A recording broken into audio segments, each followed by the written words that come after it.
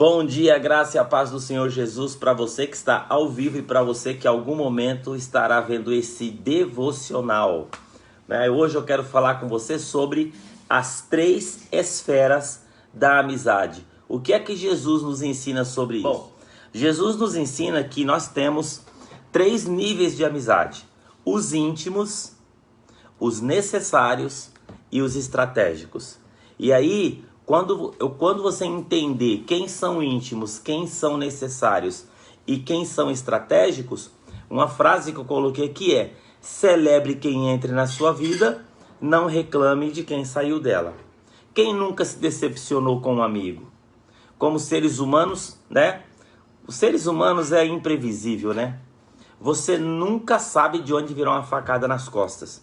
Por conta disso, muitos de nós carregamos raiva, ressentimento, e além de já termos vivido discórdias causadas por pessoas. Olha só, Jesus nunca errou com ser humano nenhum. Jesus nunca errou com ser humano nenhum, né? Ficou cerca de 3 anos treinando 12 pessoas, 12 amigos. Foi traído por um deles sem dó e sem piedade. Outro companheiro de jornada, o mais íntimo, né, um dos mais íntimos, por 3 vezes fugiu e fingiu que não o conhecia, sem disfarçar, só porque estava com medo. Então, quando Jesus passou por seu pior momento na cruz, somente um entre tantos amigos e seguidores ficou lá para dar um apoio moral. Existem muitos tipos de relacionamento, muitos. Quando a gente pensa nesse aspecto do relacionamento, nós vamos ter muitos tipos de relacionamentos, né? Nós vamos ter na vida amizades, relações familiares, amores, convivências obrigatórias e etc. Afinal de contas, né? Relacionamento pode ser causa de dor. A grande questão é que somente quem come na nossa mesa e escuta os nossos segredos pode nos trair. Essa é a grande questão, né? Os de fora vai no máximo nos decepcionar. Agora, a traição é aqueles que estão muito próximos. O versículo bíblico diz o seguinte: em todo tempo ama amigo e na sua angústia se faz um irmão. Quem fica do nosso lado depois de dias difíceis na angústia ganha destaque na grande jornada, né? Ou na longa metragem da nossa vida. A vida funciona dessa forma. Nos piores períodos, registramos em nossa mente quem é quem. É difícil desassociar fatos de pessoas nos dias bons. Porque no dia bom você não consegue, né? Saber realmente quem é a pessoa. É dia bom, né?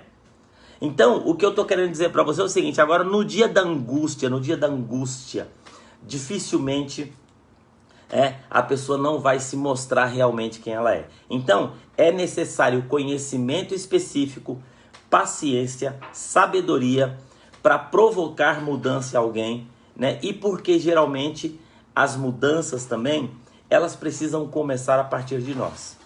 Então, quando a gente olha a vida de Jesus, o que é que Jesus ensina sobre as pessoas? Olha só, Jesus ele tinha cerca de 500 seguidores que eram seus amigos estratégicos. Quem eram os amigos estratégicos de Jesus, né?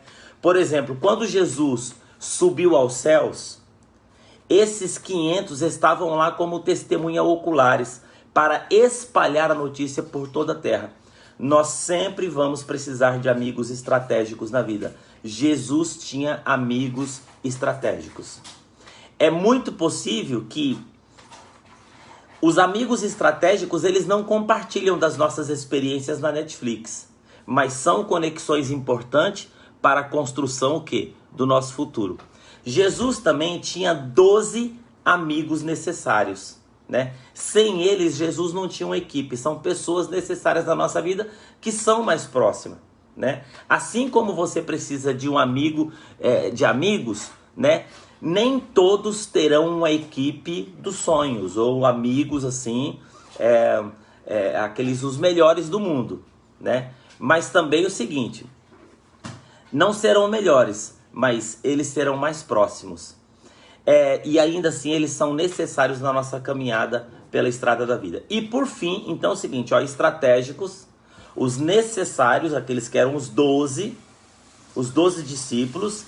E por fim, o homem de Nazaré, Jesus, tinha 3 amigos íntimos, que Jesus confiava segredos, compartilhava com eles sonhos, revelava para esses íntimos assim quem realmente ele era, né?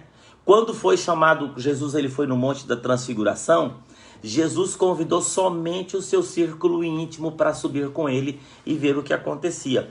Ele não chamou nem os necessários e nem os estratégicos, ele chamou os íntimos, né? Agora, a grande questão é o seguinte, Jesus aqui coloca uma questão, por que vamos reinventar a roda? Jesus mostra aqui, nessa relação com as pessoas, o código que destrava a nossa vida. O código que destrava a nossa vida é nós colocarmos as pessoas nos lugares certos, né? Depende do nosso relacionamento com as pessoas. A teoria das 3 esferas de amizade é inspirada na trajetória de Cristo aqui na Terra.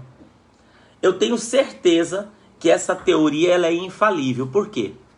Quando colocamos cada amigo na esfera correta, o nosso nível de expectativa fica alinhado com a possibilidade de erros e assim todos nós vamos sofrer menos. Você quer ver uma coisa? Jesus nos mostra isso.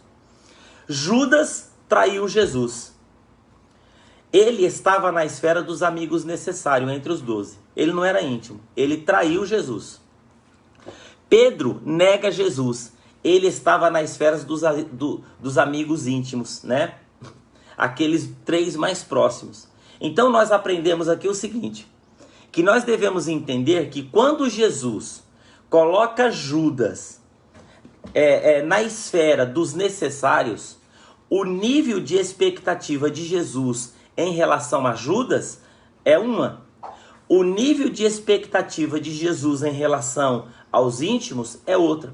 Quando Judas foi ao Getsemane entregar Jesus com um beijo, Jesus não se surpreendeu, você percebeu isso? Mas perguntou, amigo, para que vieste? É triste. Mas Jesus de Nazaré já esperava ser traído. Talvez seja exatamente por isso que nunca tenha compartilhado segredos íntimos com Judas.